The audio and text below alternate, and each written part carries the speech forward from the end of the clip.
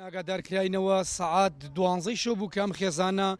کە 11 سەرخێزانن کە 9 مناڵیان هەیە کە سەحەبی خانووەکە دەری کردوون و کە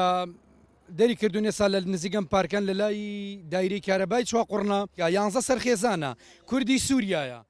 ئەم ماڵان لێرە دانابوو یەک شتیان پێ نەبوو تەنانەت ئەم شتانشکە ئێستا لێرە کۆکراونەوە ئەمە خێرخوا سێناوەتی و خوا خێریان بنووسێ ئێستاش داوا لە خێرخوازان دەکەم ئەوەی پێیان بکرێت بۆ ماڵەی جاوە دستانە بەرەو سەرما دەڕۆین نەوتە کرێ خانووە هەر چۆنێکی بێ بە نەوتە بە پارەیە بە هاوکاریە بە موادی غەزایە بە هەر شتێکە بە دوعاچ بە خێر بەهانە ئەم ماڵەوە بێن نەجاتیان دەن لێرە بەشکی وا بکەین خانوویەکیان بۆ بەکرێ بگرین و بیان خێنە ناو خانووەکەەوە ئەنجا 6 مانگە ساڵێکە ئەوەندەی خێرخواز دەیێنێ کرێیەکەیان پارەکەی ئێمە بۆ ئەندابین دەکەین لێرەکانە و دەیان خێنە ناو خانووەکەەوە.